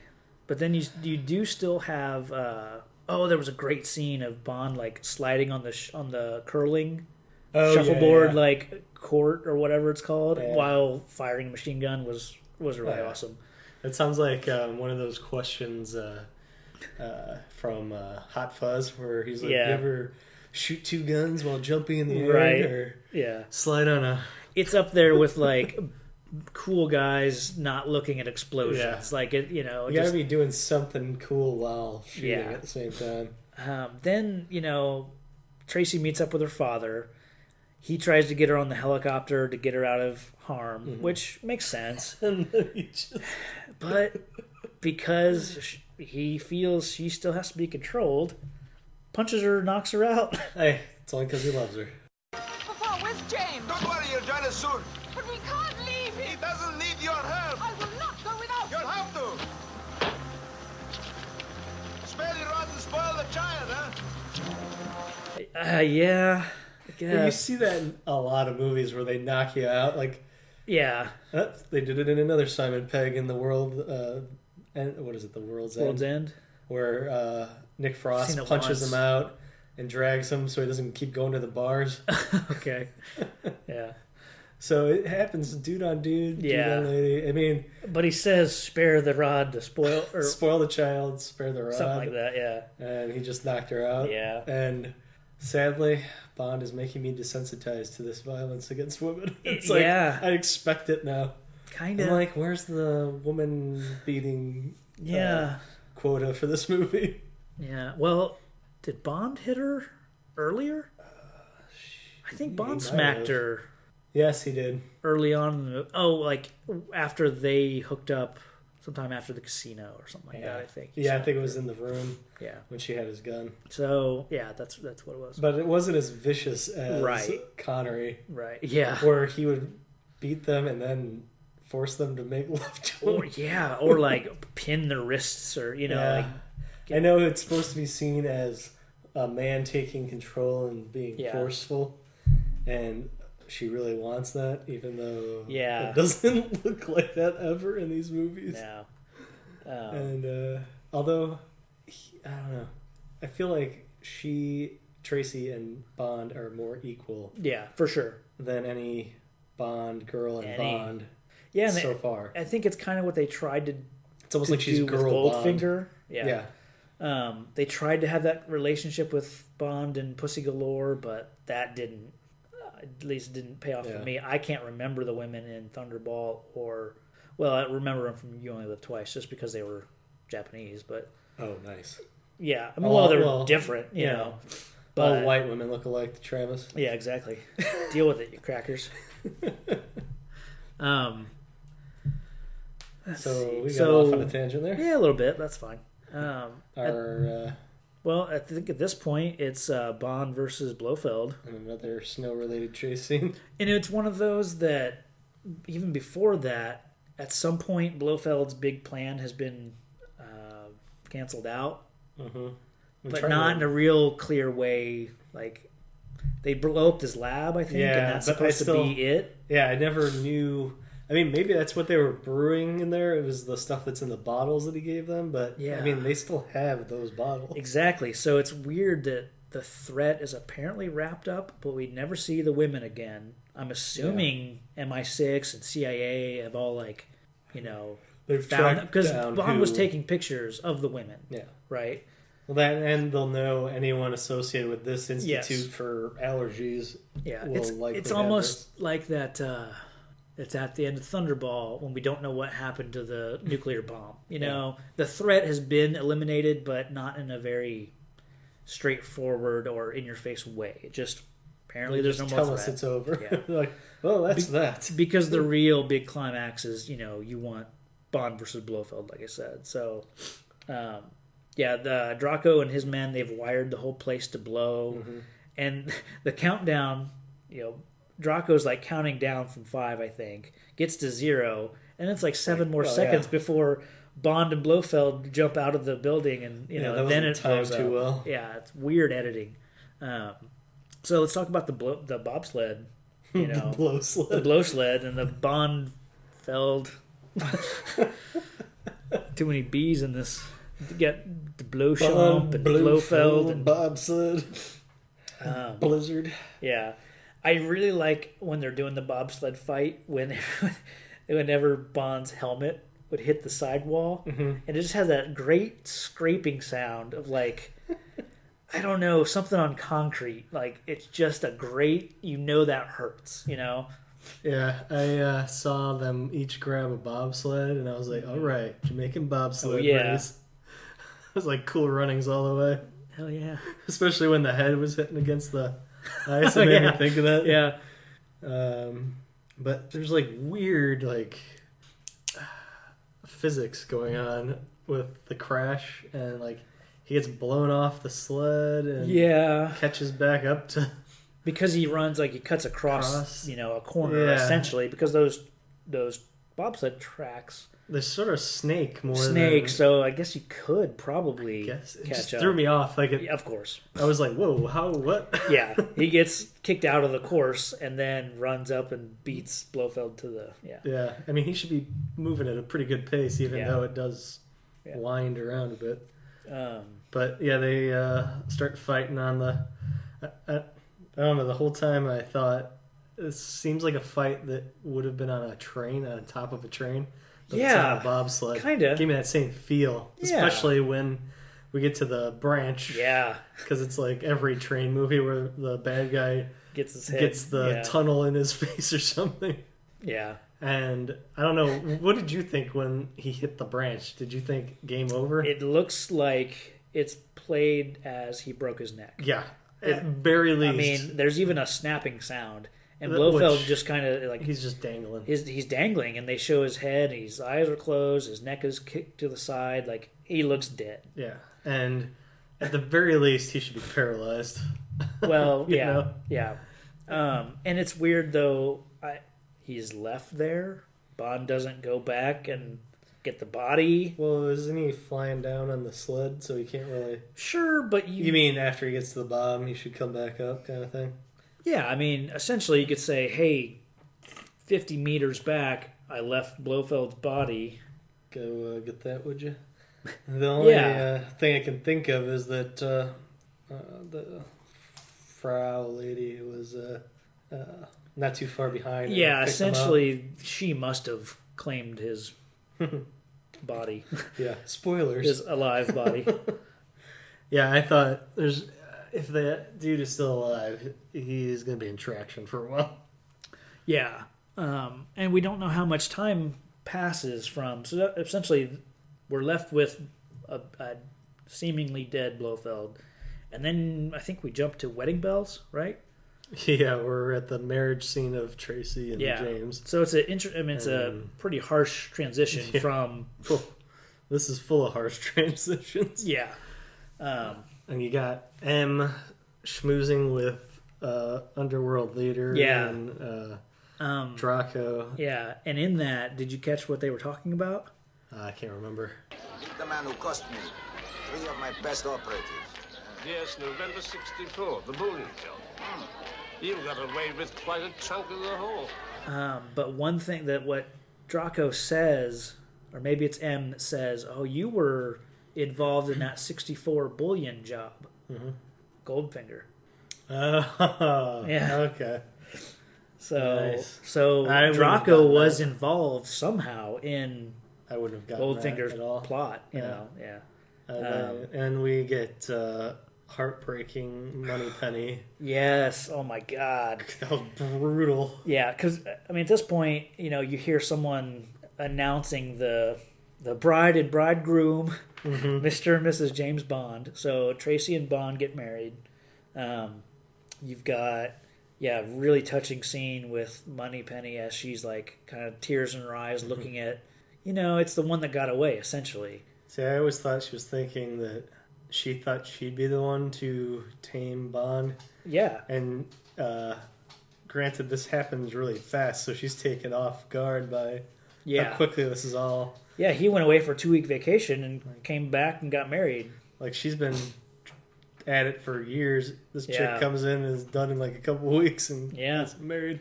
So it's sad, you know, because you're kind of happy for Bond because at this point, you know, it's not him pretending because he has no reason to doesn't take the money. Pretend, doesn't take the money. Really nice scenes between Tracy and her father of like coming, you know, promising to come back, or he wants her to come back for his birthday next year. Don't forget it or whatever. Yeah. We've got a nice little moment between Q, like Q kind of saying, you know, that he's proud of James, like you've done well, and you never got that with Connery, you know. No.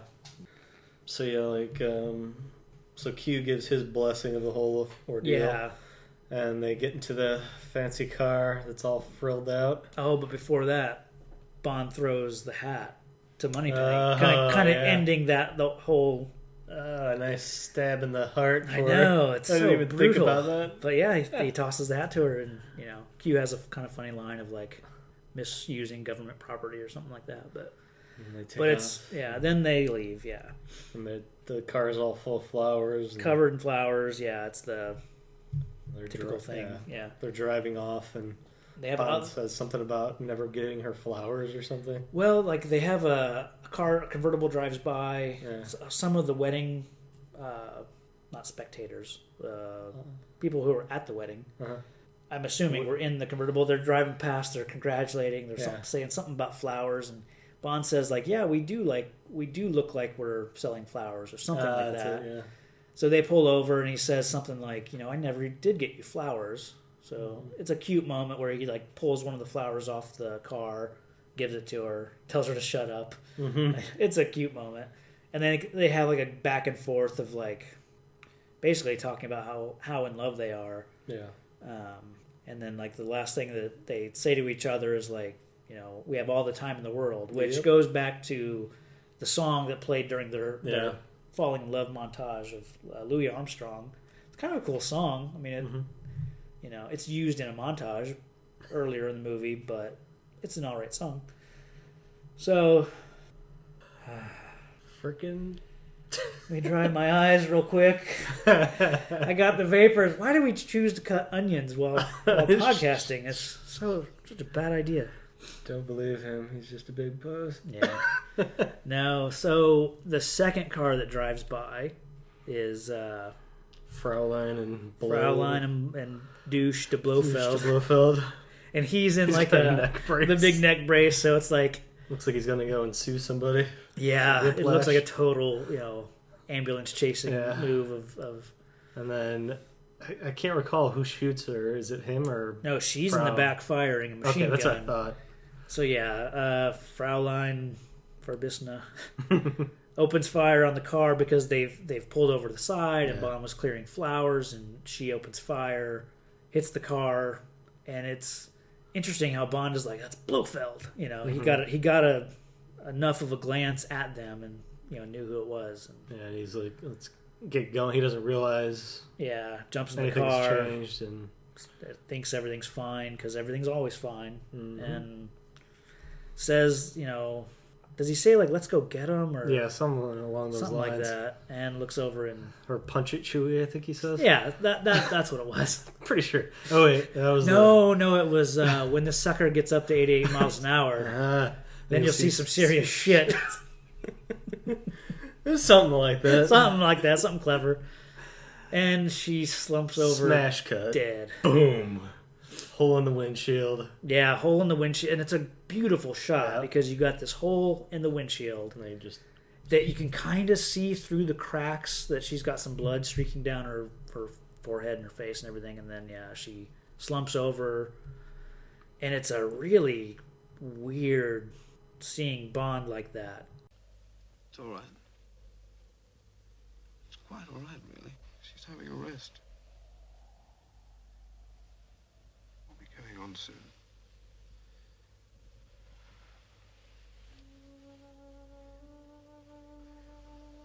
There's no hurry, you see. We have all the time in the world.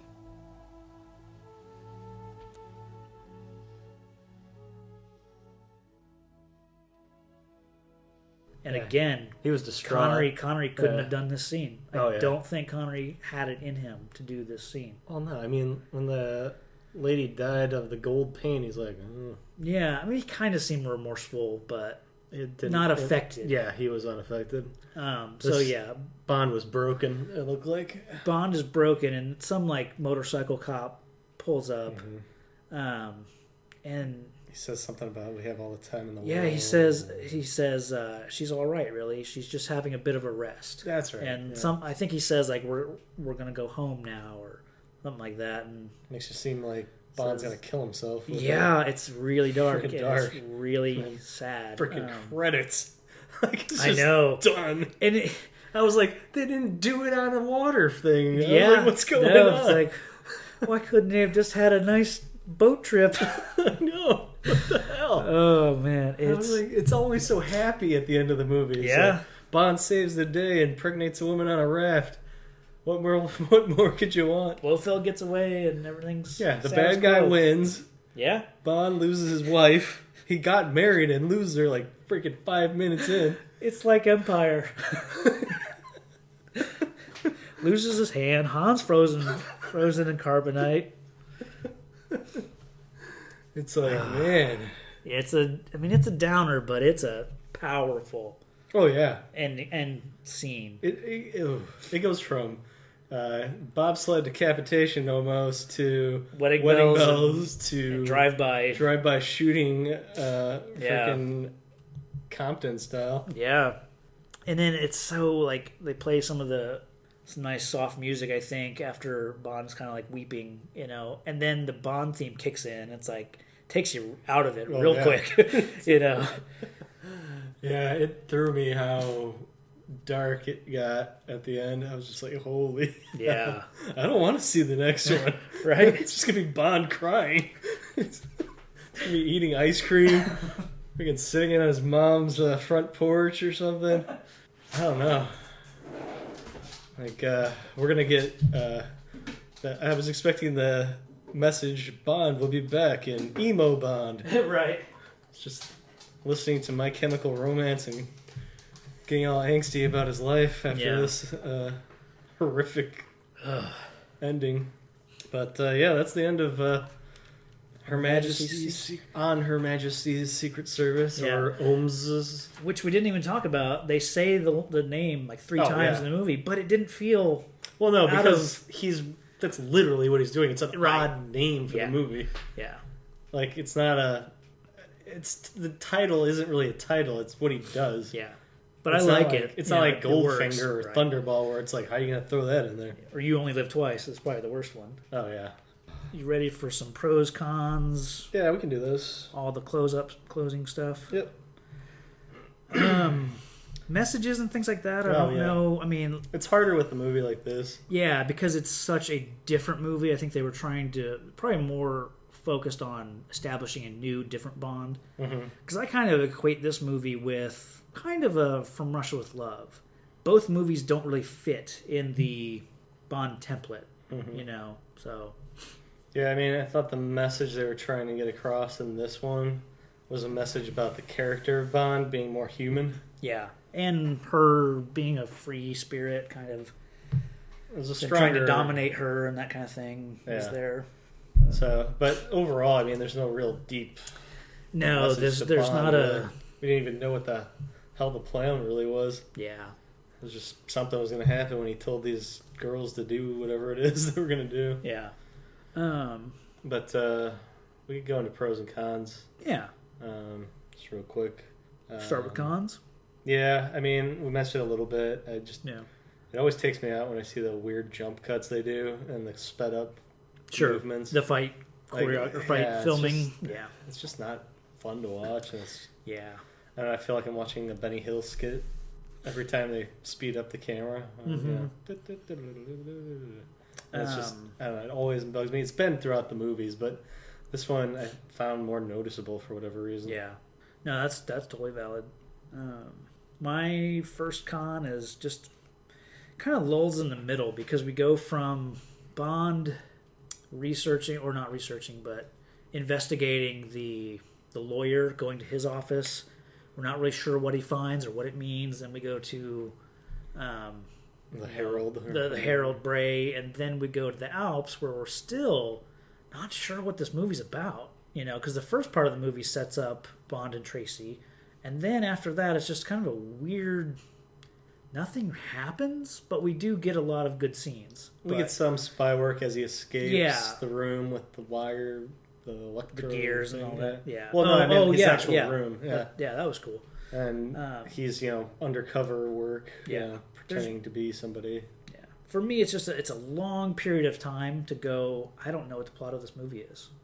Yeah. Aside from Bond's falling in love, or the first 75% of the movie, it's Bond's obsession with getting Blofeld. Yeah, which I like. Which is basically what we're on board with. We're just like, okay. But then that they show us, I don't know how it's taking him closer to Blofeld.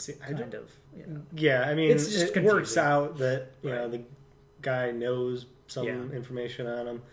And it's almost like it doesn't matter what Blofeld's doing. It's just that Bond wants to get him. Yeah. And the movie itself takes that viewpoint where they're like, he's up to something. Look, we got to stop him. Everyone knows we need to stop him. Yeah. So let's not dig into it for whatever reason. Yeah. But that seems to be the movie's view on it too. Mm-hmm. But yeah, it is odd that you don't know what the heck's going on until, and you still don't to the end. Yeah, Blofeld's plan is it's half-assed at best. It's a decent plan, but it's poorly told. And it's just odd. It's like I mean, biological warfare is a serious threat. Yeah, but he's depending on hypnosis, right, to trigger it. Yes, and that's not exactly what you'd call a hard science. Right. And it only works on like a percentage of people, I think. Yeah. That they say. Yeah. So. Sorry, I don't know what that was. When I say douche to Blofeld, you will cluck like you will love chicken. Yes. You will love its flesh. And some fava beans. That's what anytime somebody says flesh, I just think of Silence of the Lambs. Yeah. I don't know. Maybe because he's a cannibal, but yeah. And the way he said it was so creepy. Yeah. So totally off track now. Yeah, it's fine. Your con was basically not knowing what the plan is enough, and another con would just be the Blofeld, Bray. Do they know each other? That plot hole. I consider that a plot hole because Blofeld should recognize James Bond. Yeah. Oh yeah. Hands down. Yeah, he was captured. They were face to face before, so yeah. So I can get her. I mean, in some of the next movie, we'll find out that Blofeld kind of is a master of disguise to some degree. So it makes sense. I'm fine with him not looking the same. See, I was thinking that maybe there's different Blofelds. Okay. And that the one that he originally ran to with the big scar was maybe an imposter Blofeld, or maybe that's just a title that they give somebody, but that's the only possible reason. People have had that same thought about James Bond, and that's how it works if you think about it as being a title and not the same person. Yeah, because otherwise, he should have. Should have recognized each other. Yeah, the only possible explanation is it is literally a different Blofeld. Yeah, so it doesn't. And Bond knows it's him because he knows he's going there to see him. So maybe Bond doesn't recognize him either because he doesn't have the wicked scar on his face. Yeah, and I mean I think that's just the struggle of doing a franchise. Mm-hmm. It's like Harry Potter. Hey, that's not Dumbledore. Don't trust him, Harry. Yeah, by the later movies, I like Dumbledore. The third movie, when it is a new Dumbledore, it's jarring. Oh yeah, so it's a totally different guy. But a couple movies later, it's like, the first it's more kid movie, and Dumbledore's more kid friendly, whereas Gambon is more serious, unstable, darker. So it worked out because I don't know if that original guy could have held on to the darker movies, but anyway, I digress. So one of my cons, I'd say, is the weird beginning with the third wall break. Okay, yeah. It threw me off. I was like, are we watching a spoof? What's going on here? Yeah. It was very jarring. It was too literal of a wink. Okay, They could have done it a little more subtle than mention another guy literally playing Bond. No, that's a good point. I mean, that threw me, and it sort of ruined the first half of the movie for me because I kept expecting more like that. Oh. And then once I got used to it, I was like, okay, I'm on board now. But it took me a while to... Yeah, I guess on a first viewing, you would be expecting more of that. I was like, are there going to be more chinky weeks? Right. But that's a good... Yeah, I've never thought of it that way, but that does make sense. As a first-time viewer, you would think, is he going to be the Zach Morris and do the timeout? Yeah. Talk to the camera excessively or nice. So no, that's a Saved by very the Bell good reference. Yeah. Go Bayside. Yeah, I mean, it took me a while to get over that because I was waiting for more of that, like. And just to let you know, that never happens again. Okay. So once Roger Moore shows up, it's not like, hey, the other two guys were So there's none of that. Like I was waiting for a girl to get with Bond and be like, I thought you'd be hairier. Right.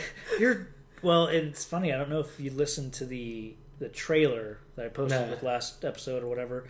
They say the word different probably 15 times because they are trying to beat it into the audience's head that this Bond is different. The girls are different. Like, different. I mean, that's like the tagline of the trailer is different. Well, you could say that about any Bond movie, really, except for the Bond part. Every girl's different. Yeah.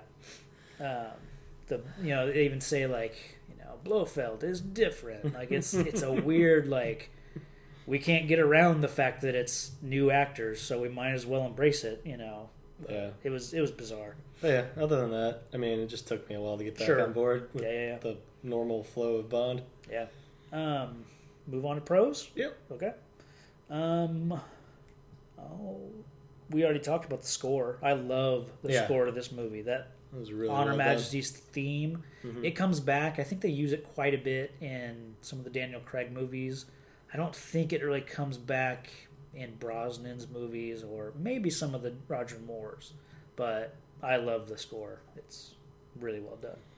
And I'd say mine is the chase sequences. Yeah, that was one of mine as well. If you liked the underwater fight scene in Thunderball, this is that, but done as a chase in the snow. Like everything's snow related chase wise. The car, the rally, the ski chase, the bobsled.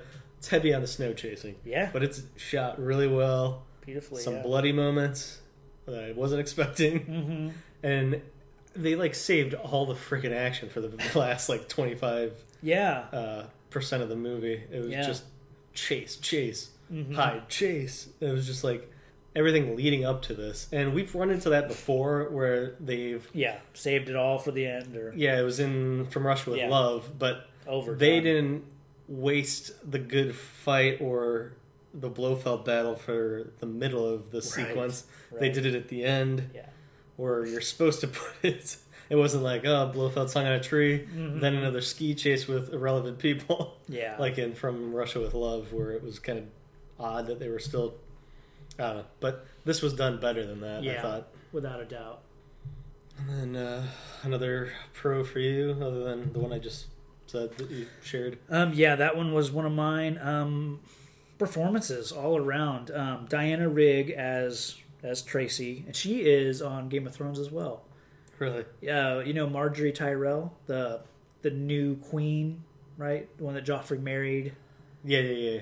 Her grandmother, the old lady. Oh, no shit. That's nice. Diana Rigg. I like her. She's awesome. It's a saucy old badass. Yeah. That makes sense though. Yeah.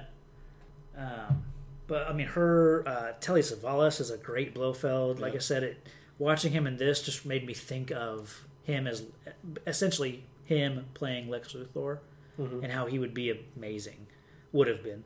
That just because it just reminds me of the animated performance from that Superman cartoon. And I really like George Lazenby. I think he's aside from the first part, the first it's a little rocky, and they play with it when he's they avoid showing his face for the first couple minutes, and they finally do, and he has a pretty terrible delivery of hello or good morning, my name's James Bond, or it's kind of weak. But he's got more range, I think, as an actor, as we were talking throughout. Yeah, pretending to be Bray. And it did help that the real Hillary Bray that we meet, I think the actor's name is George Baker, he dubbed the lines. So all of Lazenby as Bray was dubbed with the real guy's voice. Nice. So it helps, I think. Yeah. Because they even talk about like, well, how are you gonna pretend to be your voice, that kind of thing. Like they, well, that and as Bond himself, like the character, he was just a better spy. Yeah, he did more spy-related things. It wasn't just hey everybody, Bond here. Come look how good I look. Yeah, exactly. Come see how good I look. And a lot of people I've heard kind of would I've heard a lot of people say they would prefer to see this movie with Connery. Like, what if he had done this movie? It would be amazing, but I disagree. Yeah. And, so I think that's, the action, scenes, performances, and the score. Those were my three pros. Do you have another one? I'm trying to think real quick. I thought. I mean, it's kind of a pro and a con with the last 10 minutes of the movie. Okay. How insanely jarring it is. It's awesome, but it's also super jarring. It's going from chase scene, possibly dead helicopter Blofeld, fight, helicopters, to wedding, to dead Bond girl. Yeah. And it was effective because it took you on kind of an emotional roller coaster. Right. So that's how I think of it as a pro, but it was also really took me out of the moment in parts. I was like, whoa, we're at the wedding. Okay, this is weird. And you knew something was going to happen. Yeah. Bond can't have a happily ever after. So I both enjoyed and were kind of thrown off by the ending. Okay. Yeah. I still wanted my water makeout scene. Right. You just want him to happily row away on a boat. That's right. Oh, man. But we did not get that, and I like that. No. I like that it was ended on such a bleak note. No, it's a great ending. So. But, yeah. So, ratings on Her Majesty and her Secret Service? Yeah. Let's see. Let you go first. All right. Think it through. I give this one a 4.5. Okay. And if you go back through our notes and on the site we post our ratings, I like this one better than From Russia with Love. And I think I like it. Okay, I rated it the same as Goldfinger. For me, it's up there. I think it's like I said, it's one of my favorite Bond movies, and it's one of those that over time has really been to this movie. Has been good to this movie. It wasn't critically received all that well. It was too different of that, and people really got attached to Sean Connery's Bond. Right. So it didn't do that well. It kind of got, I heard the guy sort of try to distance himself from the character very too. much. Yeah. Before it was even out.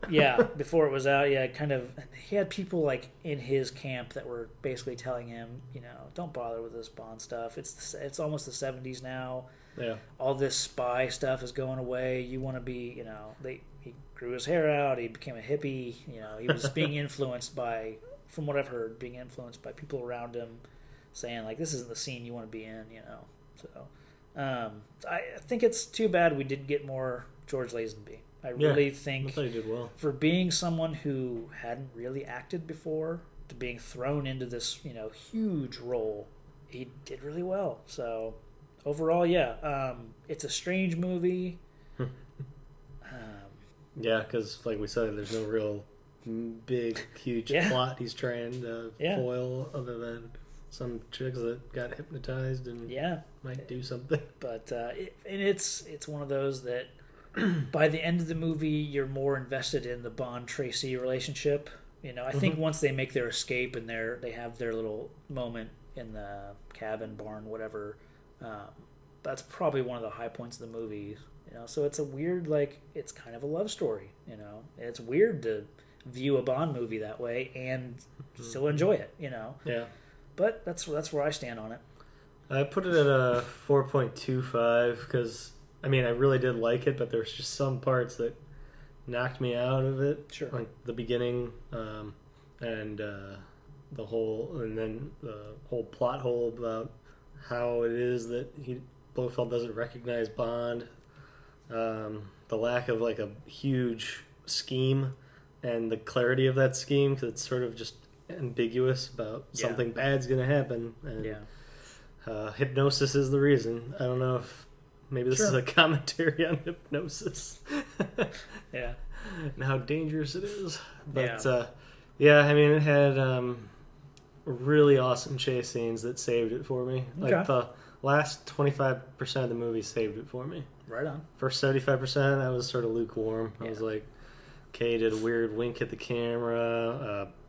Bond's mixing with some underworld people and getting pimping out some girl for money and information. I'm like, okay, this is getting weird. And then they're in a ski lodge and he's supposed to be gay, and I'm like, what's going on with this movie? Yeah. So it was a weird 75% of the movie for me. Yeah. But the last 25, like, I was just like, saved. Right on. And when it comes to the end, it's just an awesome ending. Yeah.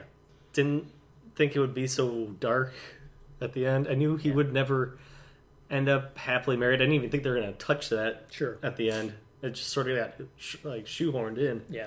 Like, bam, here's the wedding. Surprising that there was a wedding. Yeah, I thought, maybe they'd talk about the wedding and just, go off in the sunset in a helicopter getting busy or something. I don't know. A normal Bond ending. And, I don't know, it surprised me. So, the last 25% of the movie just saved it, hands down. And it's hard. It's supposed to be an action movie, and the action held up big time in that section of the movie. But yeah, it's not a perfect movie. It's flawed beginning for me. So but I'll still put it pretty high because it was enjoyable to watch somebody else take on the role. Yeah, as well as seeing him be a spy for a change and the action entailed. Yeah. So yeah, right on. I'd definitely watch it again. Makes this a what did I just? Yeah, do some. Makes this a 4.375, which is up there for us. Good, yeah. I mean, really, the only thing that's beating it right now is Goldfinger. We both gave that a 4.5. So. What did we rate Batman? Batman. You were a 4. I was a 4.25. Okay. Wow. Yeah, we both went up a bit. Yeah. But those are two entirely different kinds of movies. Right. Yeah. I just saw a King Tut episode. Oh, yeah. And I thought King Tut was going to be a kid, and he was a big freaky looking dude. I forget what his name is. He did not look like I thought the King Tut character was supposed to look like. Is he supposed to be some crazy guy that thinks he's King Tut? Or yes, I believe so. And I think in the animated series... Because it's a white dude that is like middle-aged.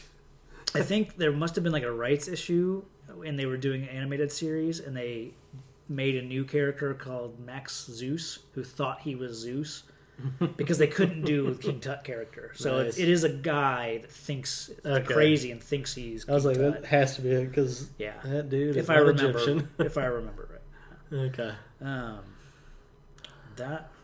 think that wraps it up for On Her Majesty's Secret Service. Unless you got any more final thoughts. No, I'm thinking pretty good, other than the title being way too long. Let's see, what do we have on the next docket? The next on our list is Beneath the Planet of the Apes. And this is the one where Connery took charge. Yes, Connery... Or not Connery. Oh, I thought we were doing a fun, like, Doc Brown crossover thing. We've been talking about Connery. I meant... Heston. Yeah, that guy, Heston. Yeah. He takes the reins a little bit on this next movie. Because he has a say in how it sort of ends. And yes, I think he had... And he's, he had the final say on what his character does in the movie, essentially. So it's going to be a different kind of Apes movie. Very different. And I don't remember Beneath the Planet of the Apes since... I just heard it's a really dark and weird It's weird. And it's one of those that, if I remember right... There's mutant humans underneath the earth. Yeah. If I'm not mistaken.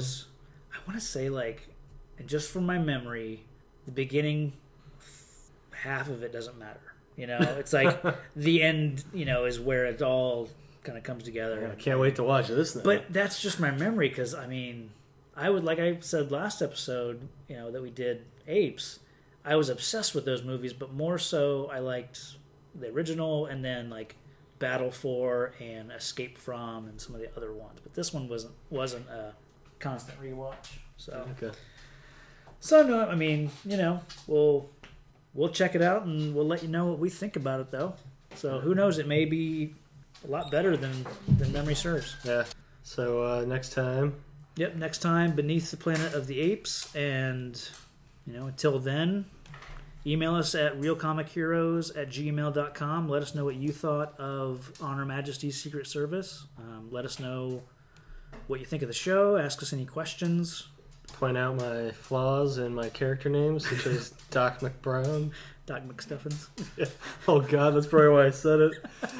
Damn you, Nickelodeon. All right. Until next time. A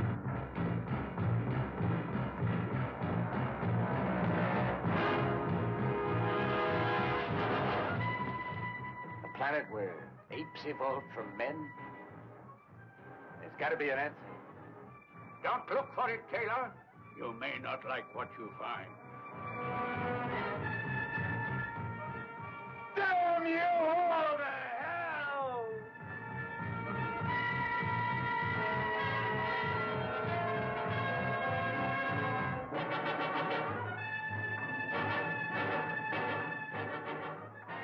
The year, 3955. Charlton Heston as Taylor, a 20th century astronaut, space-wrecked in the incredible future. Linda Harrison as Nova, a savage beauty from the enslaved and voiceless human race. They're marked for target practice.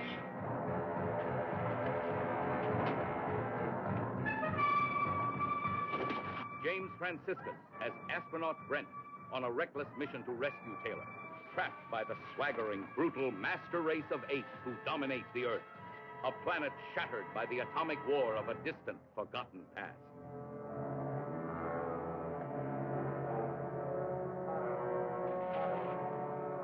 Where are you going?